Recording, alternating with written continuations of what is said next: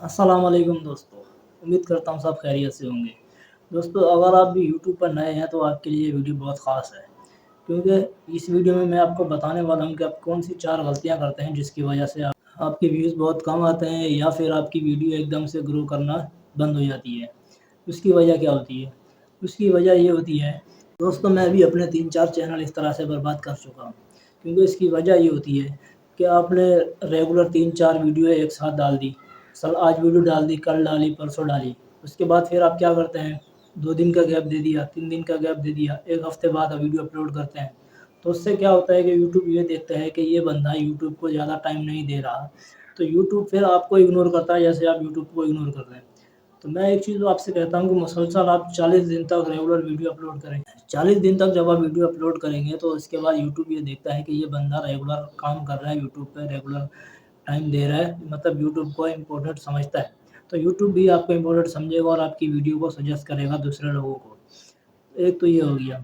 दूसरी चीज़ ये है कि आपके पास कॉपीराइट स्ट्राइक आता है तो आप लोग क्या करते हैं कि डर के हमारे वीडियो को डिलीट कर देते हैं। तो ये बहुत गलत करते हैं, इससे बहुत बुरा इंप्रेशन पड़ता है आपके चैनल पर।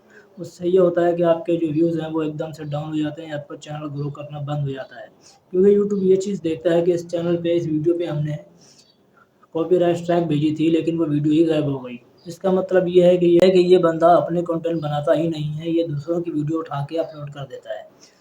दूसरी बात ये है कि जब आप चैनल मोनेटाइज़ के लिए अप्लाई करेंगे तो आपका चैनल मोनेटाइज़ नहीं होगा। उसकी वजह ये है कि उनके पास स्ट्राइक आपके पास पड़ी होगी पहले से ही, जिसकी वीडियो आपने डिलीट कर दी। अब आपके पास वीडियो ही नहीं होगी तो आप इसको क्लेम कैसे करेंगे?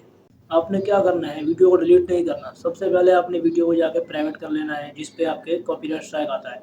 उसके बाद आपने क्या करना है, उसमें जाके जितना क्लिप आपका होगा उसमें कॉपीराइट होगा, उसको आपने डिलीट कर देना है। उसके बाद वही वीडियो आपने अपलोड कर देनी है।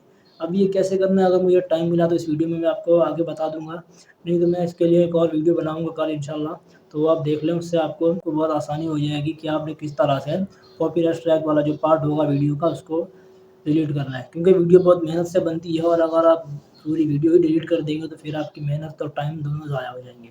तो आपने इस पूरी वीडियो डिलीट नहीं करनी, सबसे पहले इस पे आपके चैनल पे बहुत बुरा असर पड़ता है।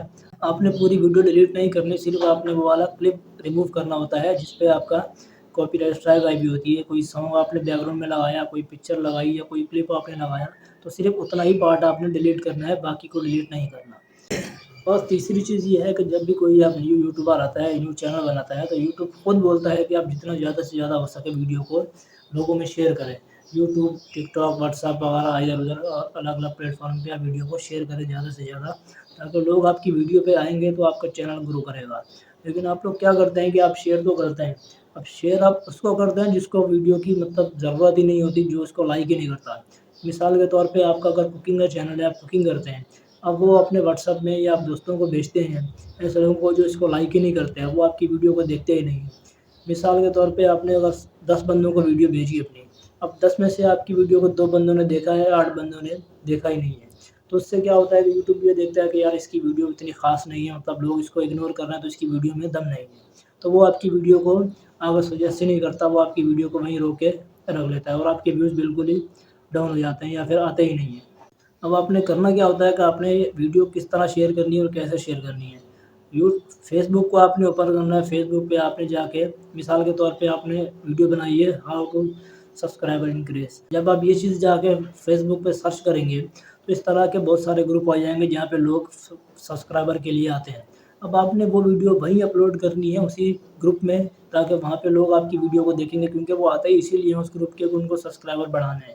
अब आपकी कुकिंग की वीडियो है तो आपने फेसबुक पे जाके सर्च करना है, कुकिंग के चैनल होंगे या चैनल उसके ग्रुप होंगे कुकिंग के, तो वहाँ आपने वो वीडियो अपलोड करनी है, क्योंकि वहाँ के लोग जो होंगे वो कुकिंग के इंटरेस्टेड होंगे, वो इसलिए वो उस चैनल पे होते हैं वीडियो पे। तो जैसा कि अभी आप अगर कुकिंग की वीडियो बनाते हैं तो आपने फेसबुक पे जाके कुकिंग के ग्रुप सर्च करने हैं, उसमें अपनी वीडियो पोस्ट करनी है।